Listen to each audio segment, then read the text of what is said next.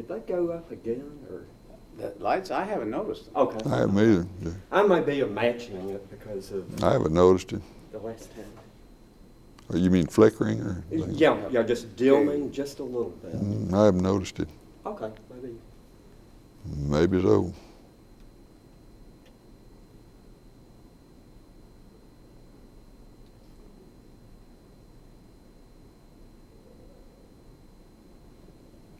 Okay, I'm ready anytime. I was speaking about the president's necessity to take a nap in the afternoon. One of the most memorable times I recall involved his going to the bedroom in the afternoon, because it was the day that he was putting the finishing touches on his submission to the Congress in 1968 of the open housing bill. This was the last brick in his construction of equal rights following the Public Accommodations Bill of 1964 and the Voting Rights Act of 1965. He was addressing housing in 1968, already a lame duck, but still wielding a good bit of influence in Congress. He had instructed certain members of his staff to brief columnists on what he was going to do in order to get some good follow-up comments on the Open Housing Act.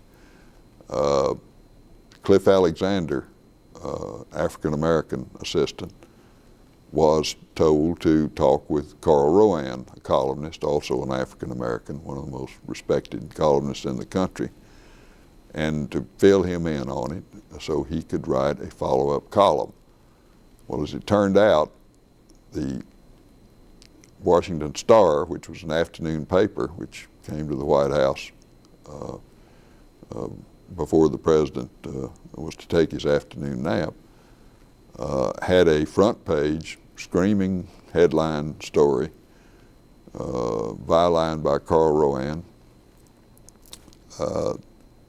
talking all about the open housing and how he was going to force it through, and it was controversial and so forth. But this was his last civil rights initiative.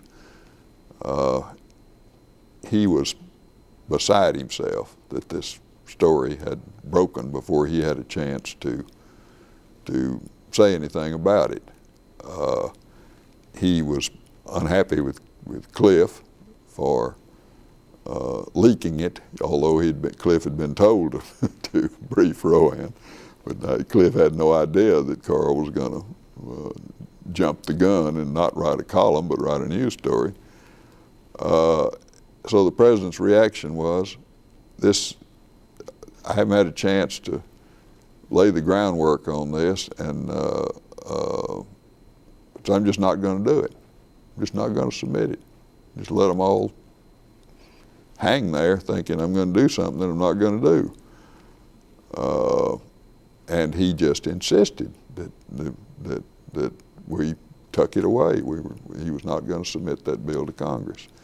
Joe Califano, his domestic affairs assistant, tried everything he could to get the president back on course. Didn't work. As I recall, Joe came to me and said, "You have got to go talk to him and try to get him to do this. This is the craziest thing I ever heard of." Well, Tom Johnson, my deputy, and I went to the bedroom before he took his nap and gave him the best arguments we could as to why this ought to be done. Tom was from Georgia, I was from Texas. We were looked at as sort of the Dixie boys around the president, and we tried to be as persuasive as we could. He rebuffed everything we were saying about the necessity of going ahead with this. He got into bed, and I remember that he pulled the covers right up under his chin, and he was lying there looking at us kind of owlishly. And we kept on arguing with him about why we had to do it. And finally, just before he went to sleep, he said, "Oh, I'm going to do it. It's the right thing to do." And Tom and I immediately, we figured, well, the sale's made, we'll get out of here, which we did. But I got to thinking about it, and he was dragging us through this and dragging Joe Califano through this for a purpose. Whatever the purpose was, maybe just amusement, but he wanted all of us to fight with him and argue with him and debate him, and to see sort of what we were made of. I think that's what he was doing, but whatever it was, of course, he went ahead and submitted the bill, and it passed. As I recall, fairly narrow vote, but it did pass, and it was one of his hallmark acts of Congress, a part of the Great Society. Probably the last little piece of the Great Society, because most of it had been passed in 64 and 65. So he was not your ordinary person. Nobody can really analyze President Johnson's character or sometimes even his motivations. He rarely showed you a full portrait of himself. He played games, as he did on the open housing bill and other matters. He deeply resented leaks from the White House. He feuded with members of the staff for talking too much sometimes. He was not above dressing someone down pretty thoroughly, regardless of their station. I was present when he really got on Secretary Stuart Udall, Interior Secretary, for what he perceived to be improper activity concerning an airport in the Virgin Islands, as I recall. He told me to be there when Secretary Udall was coming to see him, and he said, "I want you to have a notepad, and you stand there and you take notes on this discussion. I want to have it on the record." I had no idea what he was doing, but I stood there while he and all three of us were standing near the outside door when he talked about this with Secretary Udall, and he was giving him a very tough time. He thought that Udall had made some special deal or something on this airport, and he didn't like it, and he let him know about it. And Udall didn't really say much; it was just the president talking to him. So I took the notes.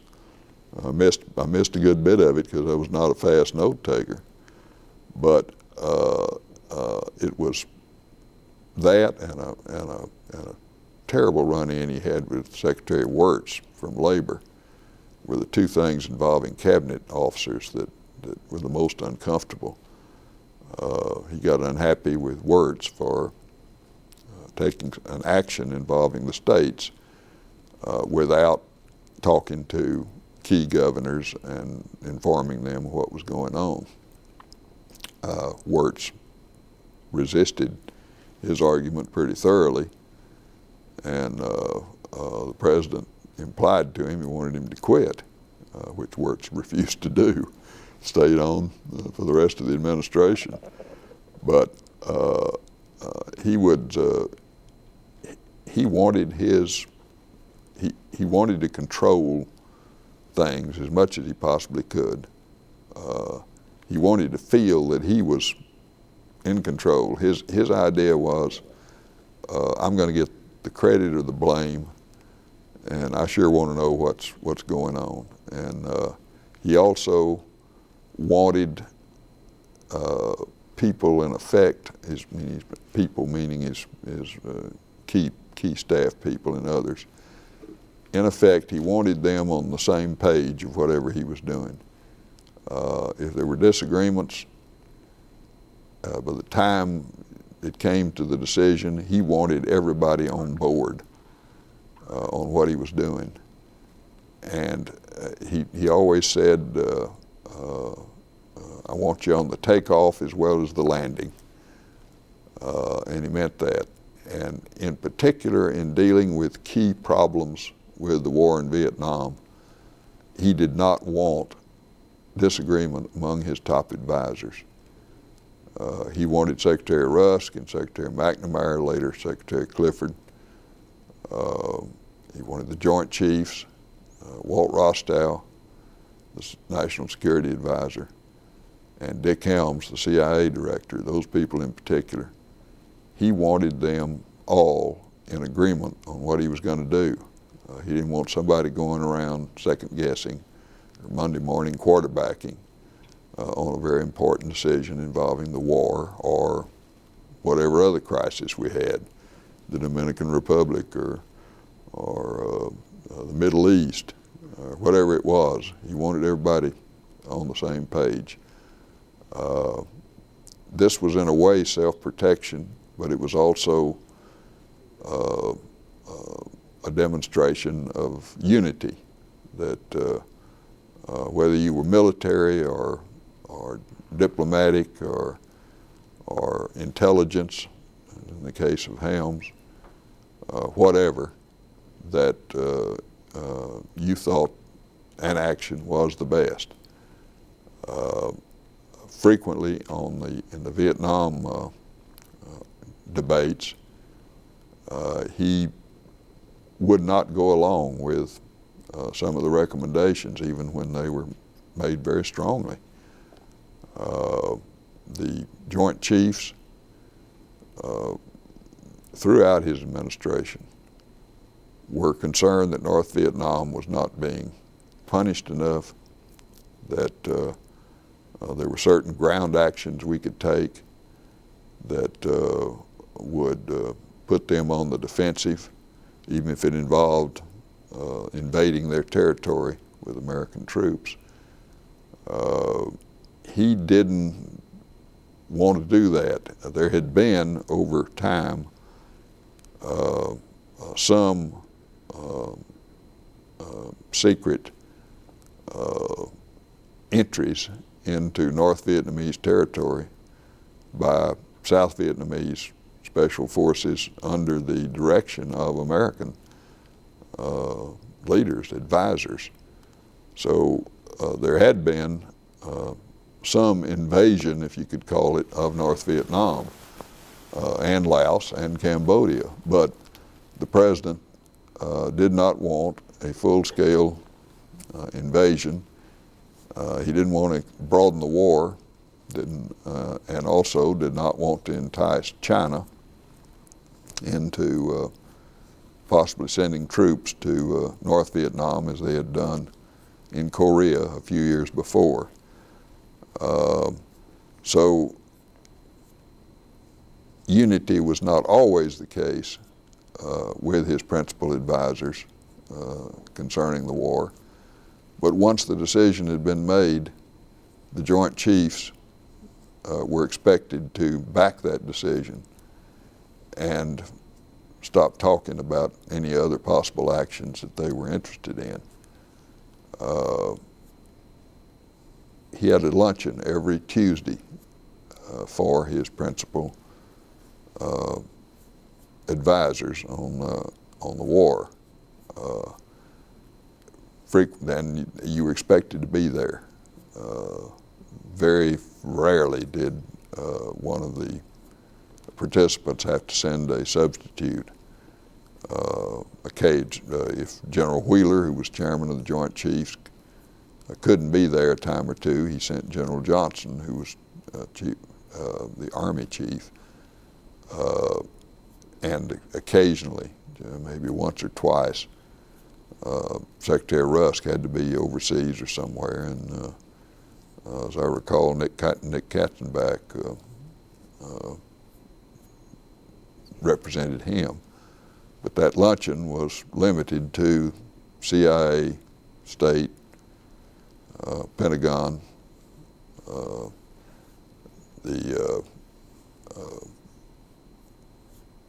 his National Security Advisor, the Chairman of the Joint Chiefs, and his press secretary.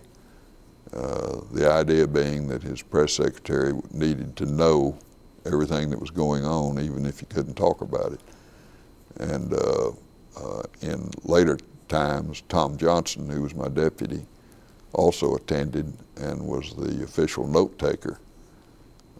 He was a speed writer and took great notes, and Tom recorded those meetings, which immediately went into the secrecy files. Everything was discussed there. Everybody had a free hand to say what they wanted to.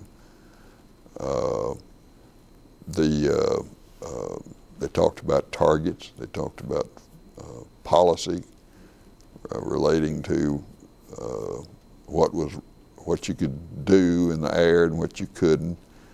They talked about, he would always raise the issue of, by God, don't you hit a Russian ship, or do something like that that would broaden this thing. Don't bomb the civilians in Hanoi. And he would always ask, if a target was recommended, say a power station, all right, how many civilians are we going to kill? And they would have the figures. They'd say, well, 10.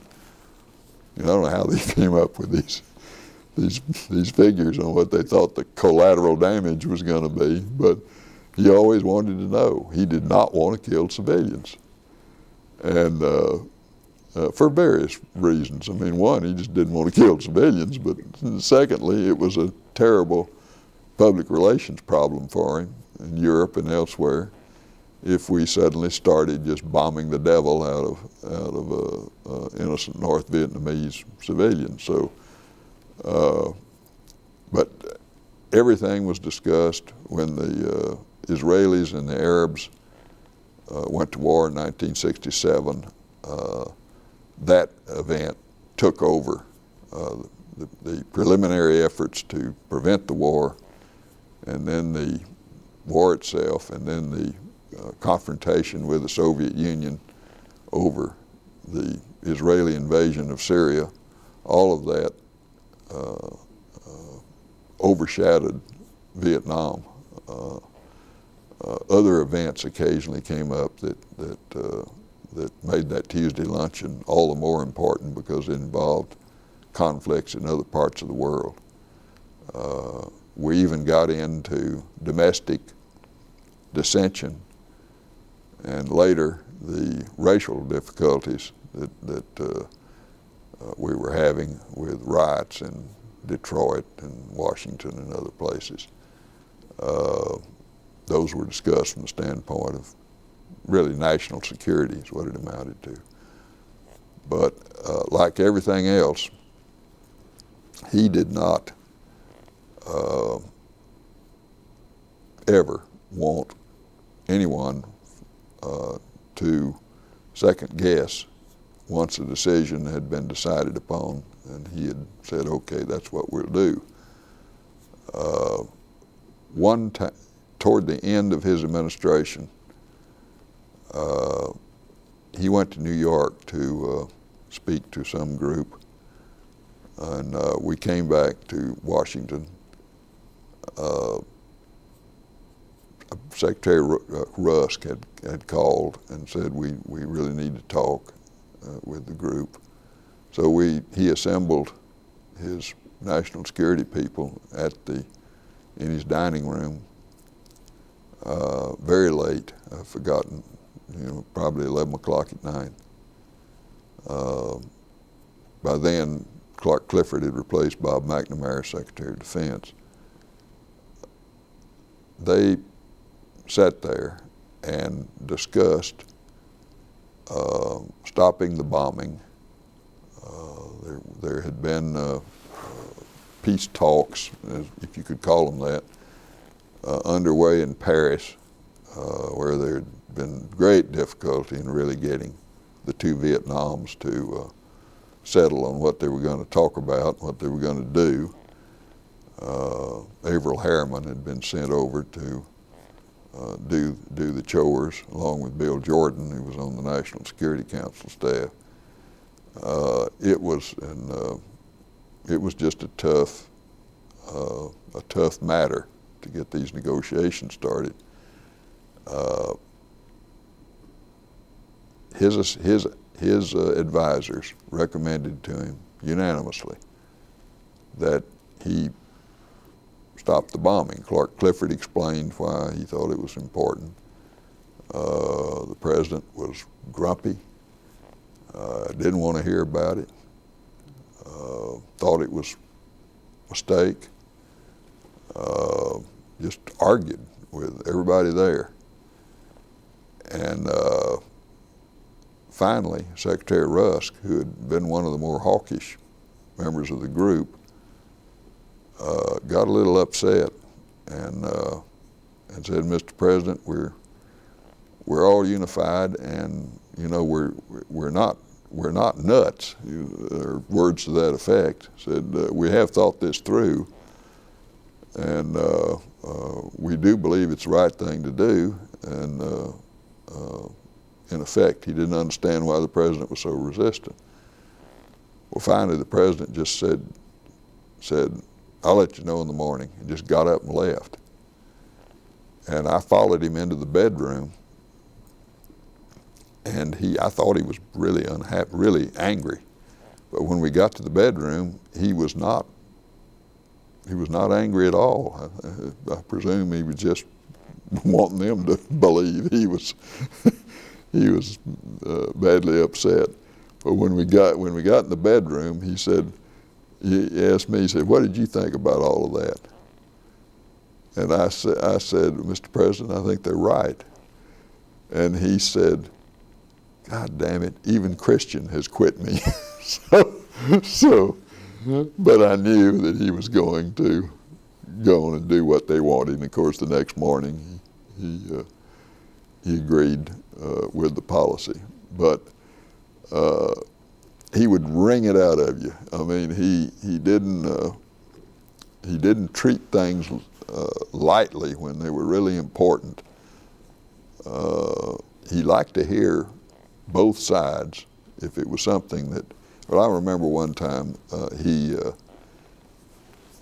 was a trade issue, and I can't remember what exactly the details, but he got Harry McPherson and one of the national security guys named Freed.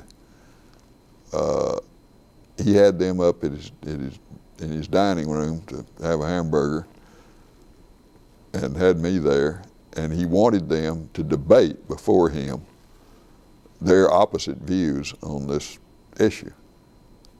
Harry felt very strongly one way, and Freed felt very strongly the other way. Well, these two men sat there and very eloquently argued their positions to him. And he listened. He didn't interfere. He didn't interrupt. And after it was over, he thanked them, and they left. And he made, I don't even remember what decision he made, whose side he came down on. But it was a technique that I thought was indicative of his desire to hear both sides of a lot of critical things and then make up his mind, do it. He had, you know, he had no chief of staff. He had nobody to really filter anything, important or otherwise. The senior staff had complete access to him. He didn't. There wasn't someone standing between staff members and the president. He wanted to get it straight from you, not just some czar who sat around and rebuffed everybody who wanted to see the president and wanted in effect to be the deputy president. He didn't like that way of operating. And I've often wondered which is the best system. The Johnson system of no filter, no chief of staff, access from the folks. You know, if Joe Califano needed to see him on some domestic issue, he saw him.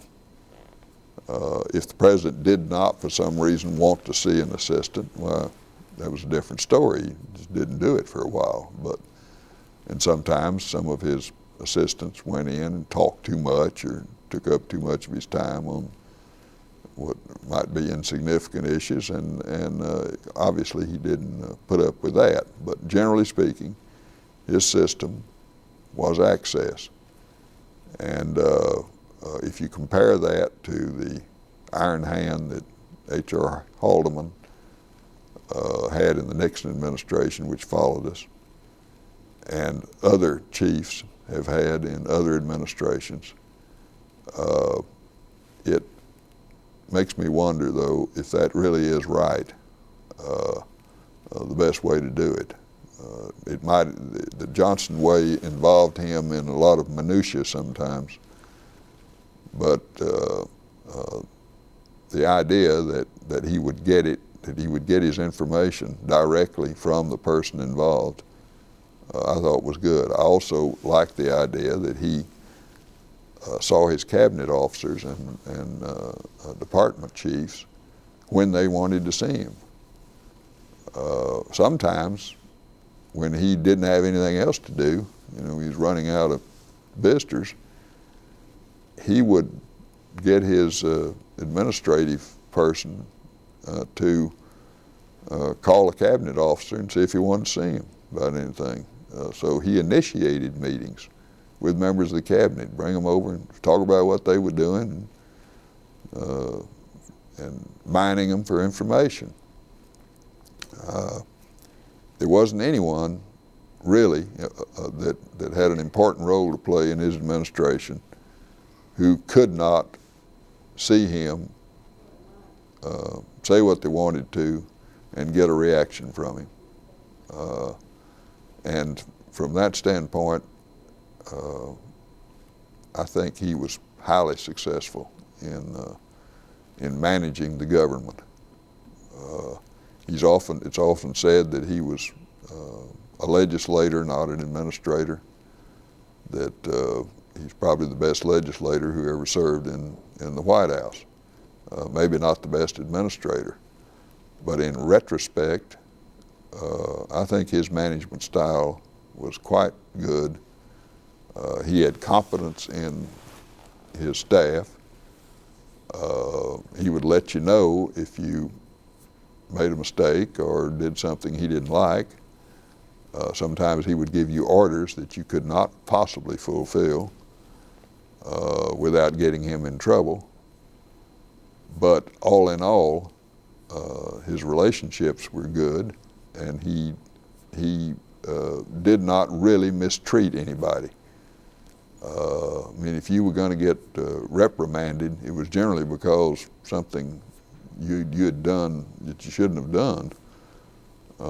It wasn't a spontaneous thing, you know, just take on somebody and throw them out in the street. It just didn't happen. Didn't happen on my watch anyway. And I've heard a lot of stories about, oh, he's so terrible to work for, and that conceivably for some members of his staff, particularly some of the early staff in the White House, that might have been so.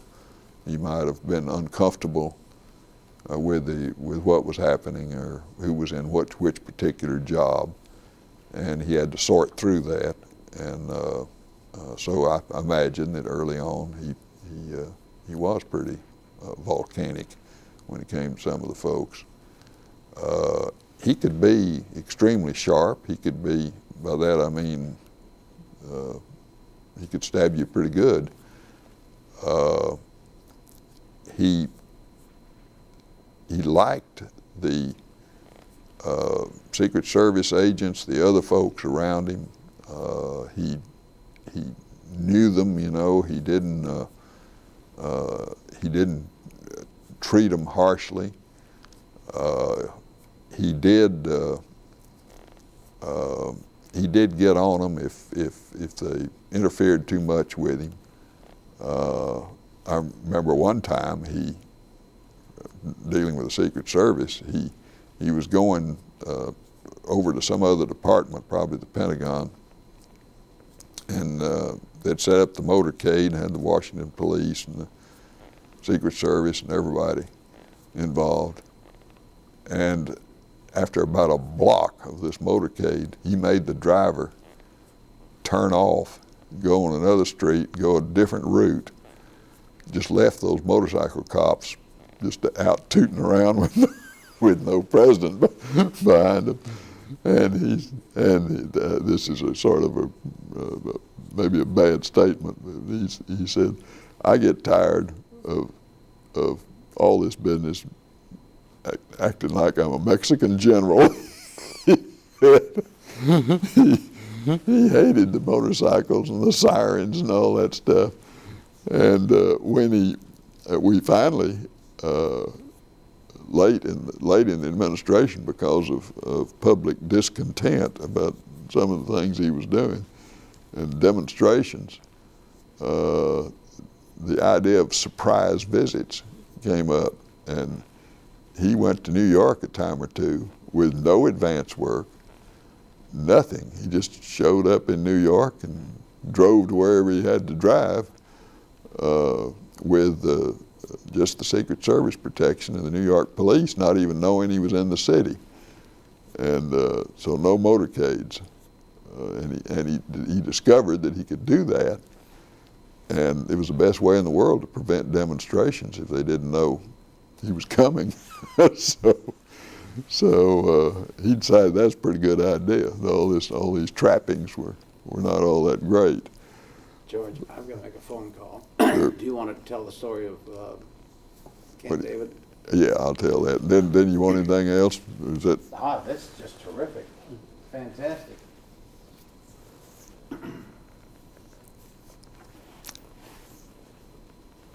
Those lights are dimming. They kind of. Yeah, I saw them there a minute ago. They were flicked a little. in fact, why don't I? Okay. Occasionally, the president and I would have disagreements over something, and occasionally he would tell me to do things that I didn't do, generally because I didn't think I ought to. He appointed Abe Fortas as Chief Justice of the Supreme Court. He was an associate justice.